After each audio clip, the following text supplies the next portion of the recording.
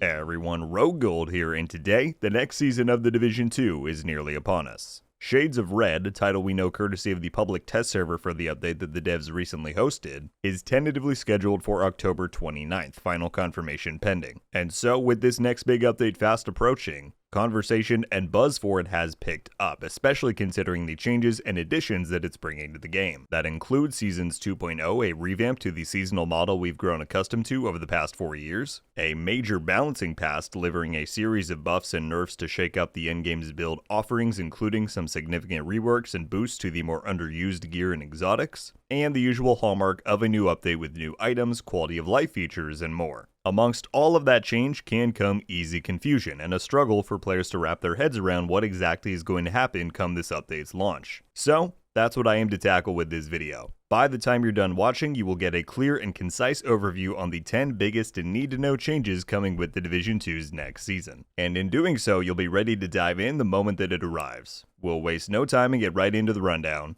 Just one quick disclaimer I wanted to give here at the top. Any specific values I might give for balancing changes, new systems, etc. are all based on representations of things that we had access to on the public test server for this update. So while general patterns of buffs or nerfs are basically guaranteed to stay the same for the final launch, exact values are subject to change for the full release of the update. And then the last thing that I wanted to say is that if you end up enjoying the video and you want to stay in the loop with everything Division 2 come the release of Year 6 Season 2 and beyond, then I hope you will consider clicking that subscribe button if you're not already a part of our community here. There's tons more videos and coverage on the way with guides, new builds, and much more. But without further ado, let's go.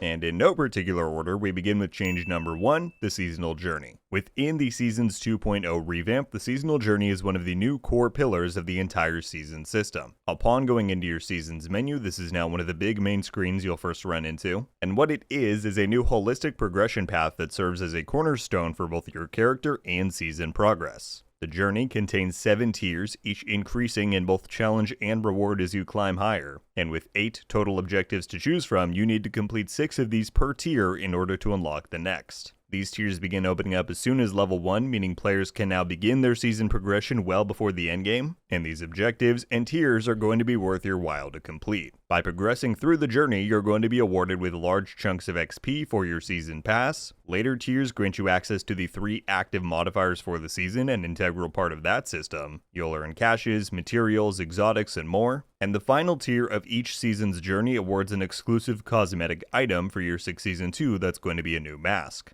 So with all of that in mind, the journey system is sure to become one to pay attention to once this update goes live. Since we brought them up, let's move on to change number 2, seasonal modifiers. Now, if you've played The Division 2, you might be familiar with the loose theme that new seasons will try to sometimes promote. One popular example was back with Season 9 and its Pulse theme that introduced the Heartbreaker gear set, the Flatline weapon talent, and the Perfected Spotter gear talent to the game. However, starting with the Shades of Red season and Seasons 2.0, these themes are going to the next level. Now, each season will bring with it a suite of customizable modifiers to enhance and augment your gameplay. It's important to note that this system is completely optional. You can opt out and back into it at any time, but utilizing these new modifiers will prove worthwhile if you can master them, as the damage potential and build possibilities are through the roof. Year 6 Season 2's global modifier is called Point Blank, which grants the agent increasing amounts of amplified weapon damage for engaging enemies at short, medium, and long range. But the global modifier is just the beginning. Players will also get access to a selection of active modifiers, new abilities with huge gameplay potential. A popular one in testing was called All Out, allowing one range zone to supersede all of the others while also granting stacking weapon damage up to a 300% ceiling. But on top of that, we're also getting an entire tree of passive modifiers, additional perks and bonuses that can play directly into your builds. These include things like stacking amounts of crit chance for hits within the medium range, greatly increased headshot damage at long range for reduced body shot damage, short bursts of extra movement speed upon short range kills, and many, many more. To counteract all of this new power, enemies will also be getting their own modifiers that we'll need to adapt to and play around. There will be 4 of these in total that progressively unlock throughout the season, so that's another dimension to keep in mind. But yeah, quite literally, the entire seasonal modifier system is going to change the game in terms of how you build and play. Moving on to change number 3, we have automatic rifles. This one falls under the balancing umbrella and the overall vast retoolings that this season is delivering to the Division 2's endgame gear landscape, and it's as it sounds, many of the game's rifle weapons are becoming fully automatic. Now, on the surface, this is an accessibility change more than anything, as none of the firing rates of these weapons is changing, nor are they suddenly going to be classified as assault rifles. All this change does is make it so that instead of you having to spam the trigger to maximize your DPS, you can instead now hold it down and the weapon will now fire at its maximum RPM. However, due to the new levels of consistency that this will bring to these weapons, many of their viabilities just increased by a lot.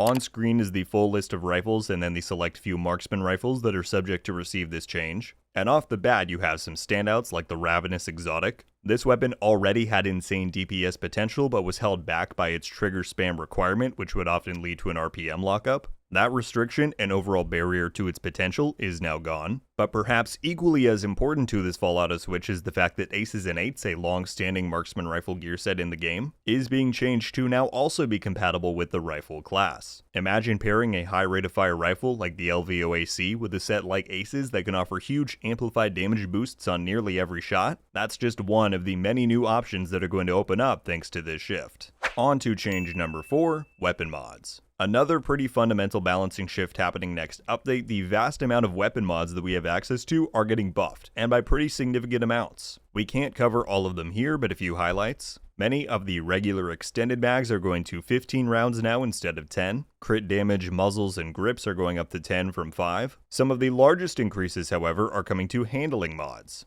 with many suppressors, compensators, and other underbarrel attachments now granting 30% amounts for stability and accuracy as opposed to 10 before. And you even have mods like the loud vent brakes for different calibers going up to 50% optimal range instead of the previous 10. So across the board, weapon mods are about to become a much more integral and important part of build making. Change number 5, exotic buffs. Now, while there are some nerfs coming to select exotics in the game and other items as well, we'll get to that momentarily, some of the most drastic buffs amongst this season's balancing changes are coming to the Division 2's exotic roster. Some are more marginal, whereas some have the potential to skyrocket the item's use rates and popularity. Some of the most noteworthy ones include, the Bighorn is getting 2% additional headshot damage per stack, now capable of reaching 150% total headshot damage from its talent instead of 100. Every one of its mods is also being doubled in power, save for the Optic, which will now give 40% headshot damage compared to the previous 30. The Backfire, while not getting a damage increase, is having its talent changed majorly, whereas previously you needed 200 shots landed to build the maximum stack of crit hit damage. You now only need 100, as each stack grants you 2% each. It's also getting big buffs to its mods, with 10% added to crit chance and damage. The Chatterbox is set for the spotlight, with it receiving the following changes.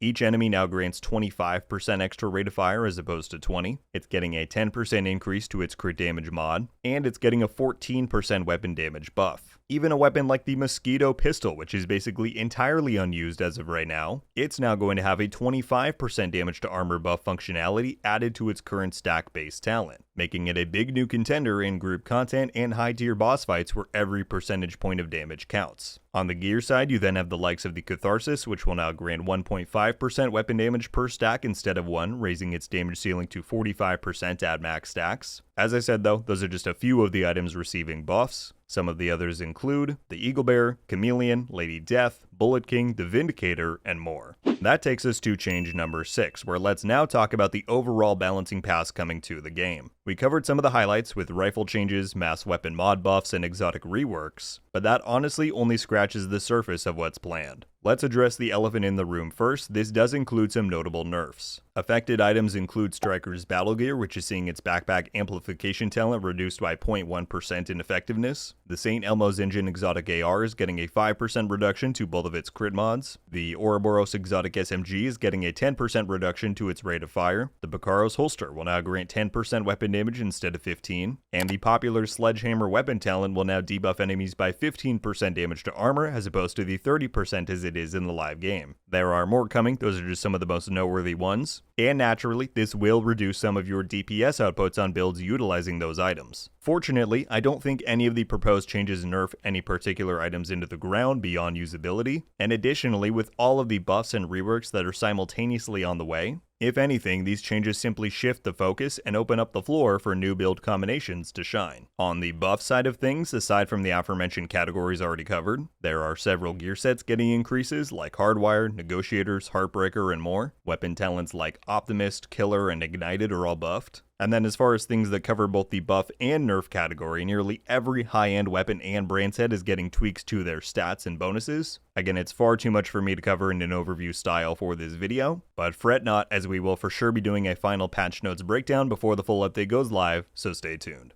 On to change number 7, we have priority objectives. Now this is another new system and core feature coming as part of Seasons 2.0, and what priority objectives are is a new randomized gameplay objective launcher integrated directly into your Seasons menu. When you go to launch a priority objective, you'll have a choice between 3 encrypted options. The information you do get is what category of objective it'll be, such as open world, a mission, PvP, etc., the location, whether you'll be playing in DC or New York, the expected time it will take for you to complete said objective, and the reward, and these are nothing to scoff at. Priority objectives can be farmed for additional passive seasonal modifiers, as we covered previously. You can farm Season Pass XP here, but there's also more standard rewards too, like material bundles, even exotic items. Once you decide which objective you want to decode, you do so, and the game reveals what you need to do to complete it. The system also has an abandoned feature, usable once per hour in case you don't like or can't progress for whatever reason, and by completing priority objectives, you earn rerolls that you can use to try and expedite your farming of whatever you may be after. So a very grindable and scalable new system coming, that's sure to be a popular option for players to spend their time using. For change number 8, we have Manhunt Scouts. You know that monthly Manhunt content unlock system that the Division 2 has been using for quite literally 4.5 years at this point? That is going away. For good. Manhunt content, which for any who don't know is the game's delivery system for new narrative beats each season, will now unlock weekly with 14 weeks of content in total. These weekly drops are now known as Scouts, and each Scout has 3 steps to it. The gameplay flow of these Scouts is going to be riddle-based, where each Scout has an overall clue for you to follow, pointing you towards where in the game you need to be focusing your attention, and then each of those 3 steps grants an additional clue on how to complete it, like hinting at stingers on a scorpion to destroy enemy weak points, or saving the masses to indicate doing hostage rescues. The rewards for Manhunt content is also increasing, with each of the 3 steps per Scout granting you an exotic component, and for each Scout completed, you'll earn a chunk of Season Pass XP and a new lore comm, which will now be doled out weekly. So, get ready for a new Manhunt system and flow. For change number 9, we have the new items and gear. As to be expected with a new Division 2 season, we've got new stuff coming to add to our arsenals. And unlike the past few seasons, which have been rather underwhelming in their offerings, Shades of Red is set to deliver some hot new picks. This includes the Striga, a new exotic AR, it's an FAL archetype, and its talent deals with spreading stacks to nearby enemies upon kills, with each stack giving you additional amplified damage to that target. The Centurion Scabbard is the new exotic holster, and it's also looking quite good. It grants you sizable buffs in damage, rate of fire, and more when you swap between your weapons. This plays into some of the other new gear that the season is delivering, and I foresee this one being quite popular in content like the Dark Zone. And then, per usual, you've also got a new gear set, brand set, named items, and a weapon talent. Of course, the actual viability of each individual edition will require further testing once we get the final update in our hands, but it's exciting to at least have a few new items to look forward to. Looking at you, rugged gauntlets. And then last but certainly not least, we get to change number 10, Master Difficulty. That's right, with Year 6 Season 2, the Division 2 is getting its first new difficulty tier in, well, a very long time. Exact details on this so far are scarce, but let's go over what we do know. Master is going to be exclusive to Climax missions, which for any who don't know is the one new mission we get per season, aka the season finale mission. And from what we know, this won't be applied retroactively. This is only something they're developing and releasing for Climax missions moving forward. So we won't get our hands on this first one until the Shades of Red finale drops, which likely won't be until January. From what the devs have said, Master is going to be harder than Heroic, but a different kind of challenge than that of Legendary, for example. One way being, they're going to tailor these missions around its associated season's modifier. So, for Year 6 Season 2, in some way, shape, or form, the mission should present a gameplay challenge centered around range. Now, it's important to note that the devs have said it won't be required to use seasonal modifiers to play Master Difficulty, but mastering the modifier and utilizing your best combinations that you've discovered over the course of the season is likely going to help. The devs have also said that Master Difficulty will be scaled and intended for 4 players, much like that of an Incursion, but that you can attempt it with less players or solo if you choose. That's most of what we know for now. Assumedly, there will be some exclusive rewards for completing these missions on Master, but as far as what those are or what kinds of enemies or mechanics bugs we might encounter, we'll just have to wait and see. And there you have it, my friends. Those are what I consider to be the 10 biggest changes coming to the Shades of Red update for The Division 2. I sincerely hope that you enjoyed the video, and more importantly found it informative in outlining what's coming. We don't have long to wait now, with the full release coming in less than 2 weeks if the October 29th date is to be confirmed. Again, as of right now it isn't yet, but regardless, soon all of these new changes and additions will be in our hands, and hopefully you all are looking forward to it. I know I certainly am. Any questions, thoughts, whatever you may have after watching the video, please do leave them down in the comments below. As always, I will do my very best to read through each and every one to respond and clarify where I can, but that is just about going to do it for me today, folks. Stay tuned for much more Year 6 Season 2 coverage coming very soon, but until then, RogueGold. Out.